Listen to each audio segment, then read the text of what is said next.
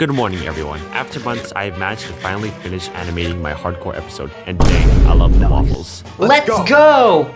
I am glad you have managed to finish this hardcore episode, and after so long, I have collected Mew. Okay, how the heck did you get a Mew?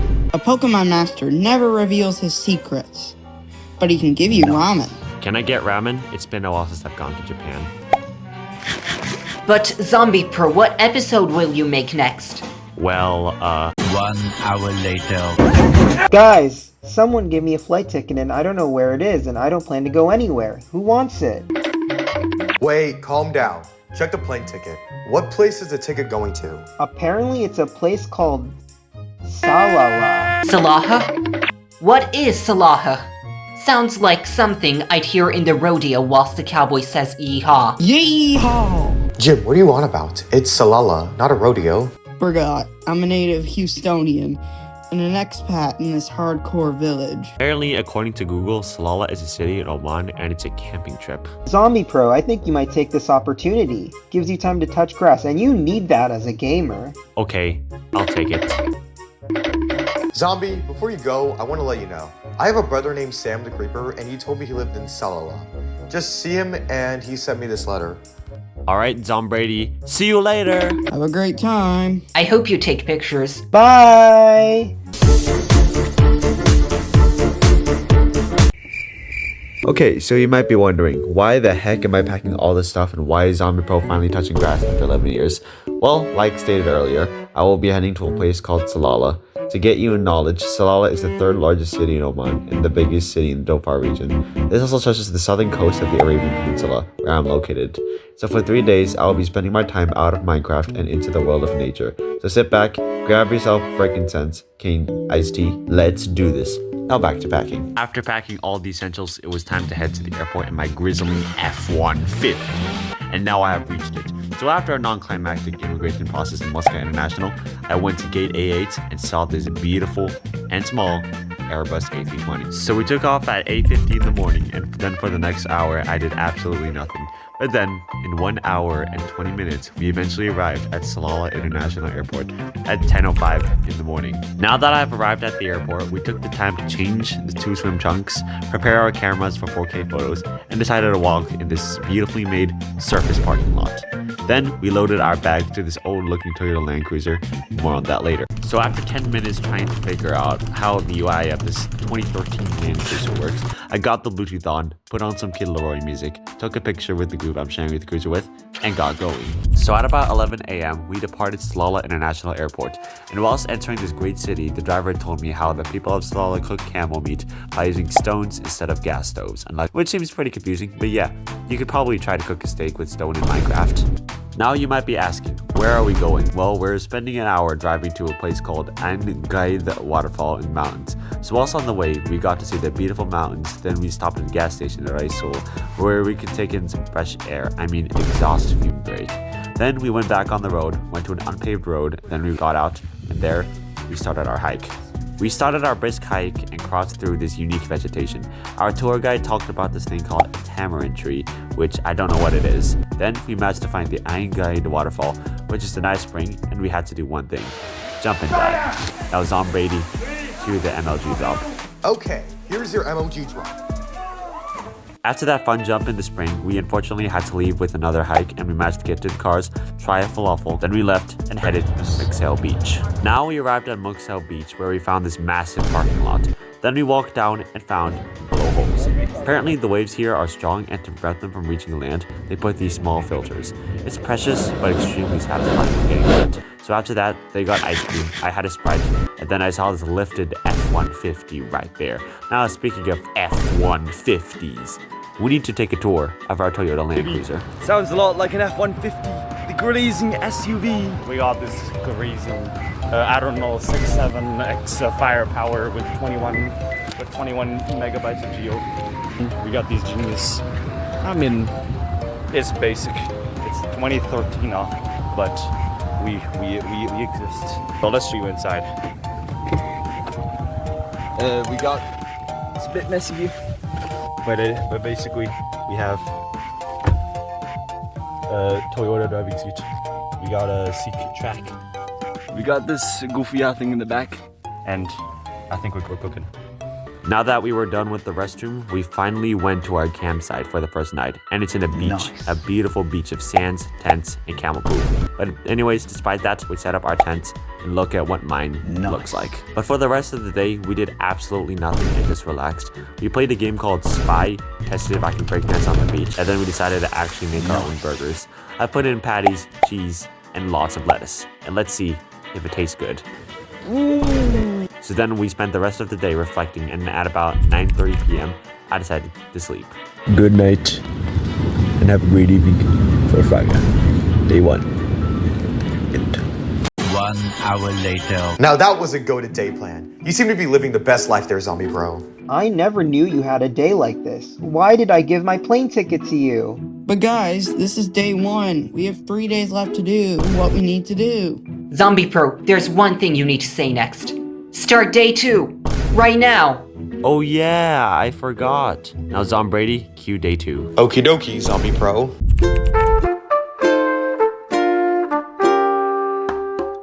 The sun rises on day 2 on the beach on the horizon, which really makes it feel like a golden hour. So I took the time to pack my stuff because we have to move campsites. So we returned to our beast known as the Land Cruiser, and then we decided to have a short trek to a secret beach called Afo Beach in Google Maps. But I didn't plan to swim for this day due to me not wanting to be wet. But a lot of people had a different idea, so instead I did the honorary thing of breakdancing the rocks. Should I recommend it? Maybe not, but it was pretty fun. Next, we left the entire western part of Dhofar province behind at 11 a.m. and helped to trek to Simharam Archaeological Museum. So after probably about 2 hours of being the Land Cruiser, we managed to arrive at Simharam on the other side of the Salalah area.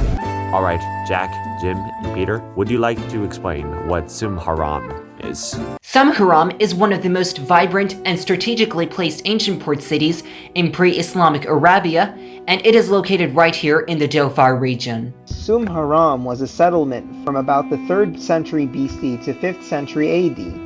It was the epicenter of global trade between Mediterranean Europe and India. And not only was it an ancient hub for global trade, it was home to one of the most vital materials in the region, the honorary frankincense. Ancient civilizations tried to compete to acquire this land and secure this commodity to maritime this material both to the west and the east. But Jack, how does this vital resource influence urban planning, especially a zombie pro, as someone who built the city in hardcore? Since Simharam is geographically located on the coast of the Indian Ocean with influences ranging from the regions of Mediterranean Europe and Southern Asia, you get to see a lot of urban influences from both regions. Simharam, despite having an average temperature of 35 degrees Celsius, has a compact 2-story mixed-use layout where it is physically possible to walk everywhere and get food at the local market. Most of the city is designed by this sandstone-ish material called lipidarium. And there are many bits of furniture you can make it out of, like basin, mortar, seat, hand mill, offering tables, stone slabs, gutters, and pivot stones. These are very traditional and ancient materials that were able to fuel this craft and trade, and it really shows how decorative you can be with a few materials, and best of all, it's not from Home Depot. That was very informational, guys, but we need to continue on the trip. From seeing this recently excavated city of Simharam, what can we learn from here? First of all, it really shows how different ancient urban design can influence urban design in Minecraft. As someone who is trying to build a hardcore city, I really value compact narrow streets and 2-story houses to be able to give a human scale experience to my builds, and I can really narrow down the fundamental philosophies between how ancient civilization designed port and coastal cities. After this great urban exploration experience, I unfortunately had to leave Simharam behind, and we eventually went up to Jebel Samhan, where we will actually spend the last 2 nights sleeping. So we arrived at this awesome and vast view of the small coastal city of Mirbat, and luckily we are staying at a hotel with actual showers and a kitchen. But unfortunately, we did have to sleep in a tent in 60-degree Fahrenheit cold. So I will humbly introduce again a tent tour. So after a brief tent tour, we had a bit of some downtime at our gated community in the hotel. Next, at about 6:30 p.m., we were able to have dinner. So we had an absolutely delicious bit of pasta alfredo. Then we went outside in the cold to be able to have another campfire, so you will be able to listen to the scary stories.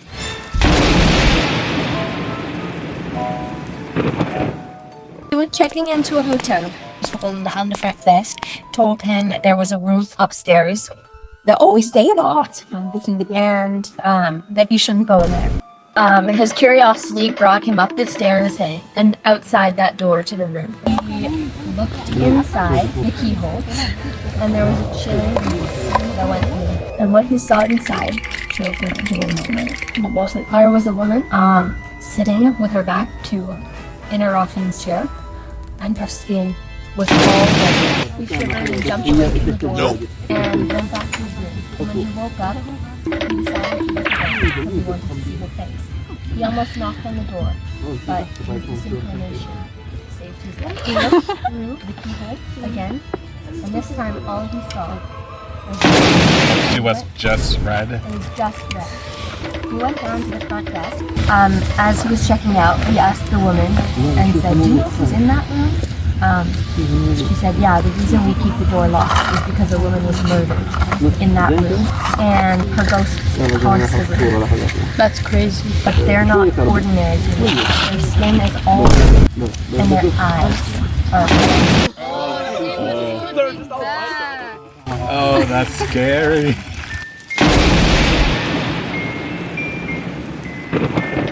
This scary story actually occurred at the camp. So he had this kid, and this kid had special needs. Couldn't look at you straight in the eye. He wouldn't talk to you. His most coherent sentence was, he'd stare at the ground, he'd stutter. So he'd dealt with kids with special needs before, so he thought, alright, this is gonna be fine. And one night at 2 in the morning, the kid woke up screaming in hysterics. So he runs up to the kid and he says, "What's wrong?" And the kid will only say, "Man at the foot of my bed, man at the end of the hallway." So he thinks it's just a bad dream, sends him back to sleep. But for every single night, like clockwork, wakes up at exactly 3 a.m. screaming, "Man at the end of my bed, man at the end of my hallway." So eventually, they take him to the nurse, getting really concerned now, where tells the nurse all about this man at the end of the bed. The nurse says he needs to stay the night. He can't come back. So they decide, since he's potentially unstable, to take turns watching throughout the night. He doesn't sleep at all. He's just flailing around the whole night. Then the senior counselor comes, and he talks to the counselor, and he says, "We need to talk." This kid says that the man at the end of his bed is telling him to kill you with a pair of baby blue scissors you keep in a camo bag in your car. Now, this counselor did actually have a pair of baby blue scissors in a survival bag in his car, but there's no way he would have known that. So he's made a death threat, so he has to go home. So they call his mom, and after his mom's mad, mom says, "I'll come and pick him up in the morning." And so he stays the night again, and this time he's completely silent, but he's not sleeping. The next morning, the counselor walks in, and immediately the kid gets up, looks at him straight in the eye for the first time, and says, "Hello," in a flat, steady voice. So he says, "How did you sleep last night?" He says, "I didn't sleep last night. The man at the end of my bed kept me company." He said, "Do you want to talk about this man?" "No," he says, "let's talk about my dogs." So they just continue to talk about some random stuff. And then when his mom comes, he immediately goes back to normal and starts stuttering, looking at the ground, and he leaves. And that's it. Alright, after these crazy stories, day 2 is over. Now, time for day 3. For Fraga.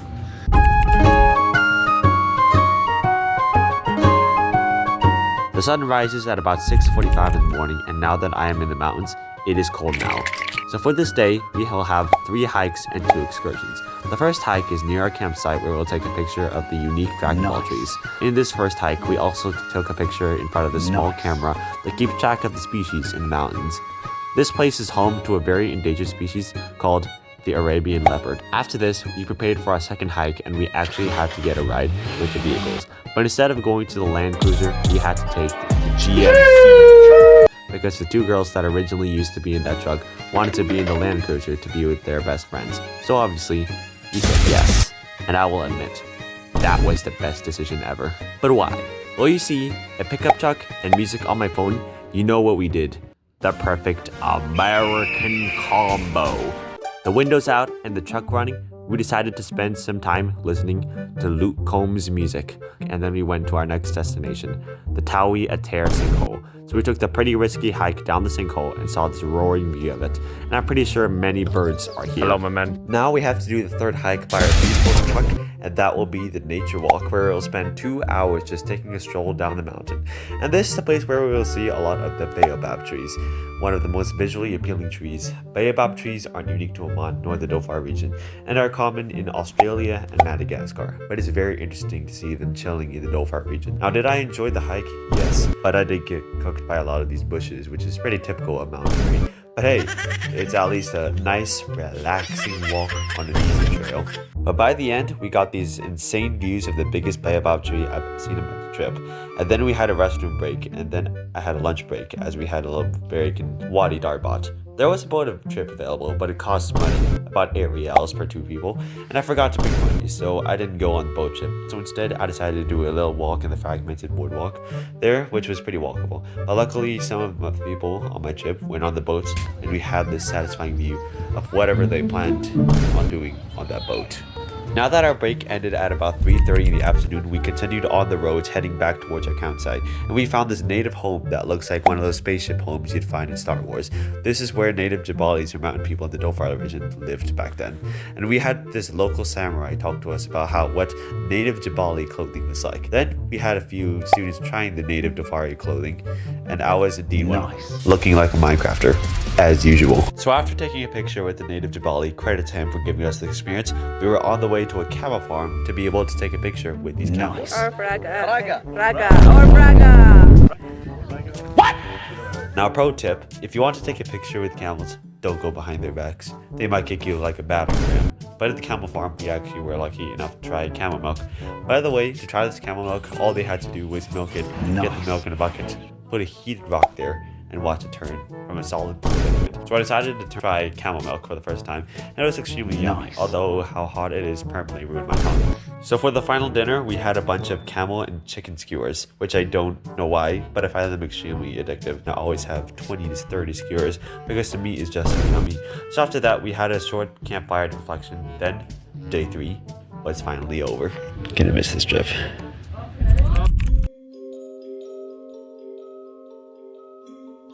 Now that I am up, we had some extremely unexpected news. Our original flight at 3:20 p.m. back home was cancelled, but luckily our chaperones booked another flight at 10:35 in the morning. So we immediately had to go to the airport, which was pretty disappointing because we could have gone to the souk at Salalah proper. So we immediately went to the airport, which took an hour to get to, and went through security. The airport movement was pretty eventful though, because I remember at TSA, one of my people on the trip tried to build a wizard-sized stick on the trail yesterday home. And unfortunately, it had to be confiscated because it couldn't fit in the plane. Then after that, we had a delay from 10:35 to 11:05, and another delay at 12:05 at noon. But then... Wait, Zombie Pro, you forgot one thing. What? You almost forgot about meeting my brother in Salalah. You have to head there before. Oh shoot, I forgot. I need to go. サムサラーラで会えなくて残念だ。君のことはいつまでも忘れない。フラガのために。大丈夫だよ、ゾンビプロ。サラーラで友達と楽しい時間を過ごせるといいね。君の世界に残された友達が君を探しているよ。本当にありがとうございました。またサラーラでお会いできるのを楽しみにしています。良い一日を。But luckily, we boarded the plane and had a smooth flight back home. So whilst I ate Indomie, I thought about something. Would I recommend going to Salalah? Well, from having a memorable time there, meeting the kind locals, making great stories, I felt completely happy here. Despite my campsite near Mugsal Beach being close to Yemen, I felt completely safe. I didn't need to look over my shoulder, and I had a great time there, and I believe that anyone who plans to visit Salalah would have a great time there as well. Although I did do it in December, so the mountains were pretty cold and it was a bit deserty. So if you plan on going to Salalah, I'd recommend going there in August or September during the monsoon season, where the mountains will be completely full of green and lush trees, which isn't that common here in the dry Middle East. So anyway, the plane landed, I reached home, and I said goodnight one final time in my bedroom. 1 hour later. Wait, where am I? You are back home. How was your trip in Salalah? Yeah, I haven't heard from you yet. Well, Salalah is a great place and I had lots of memories. Aw, Salalah is a great place. Jack and Peter, we must go there now. Well, it's just me. Oh, hello, Zombie Pro.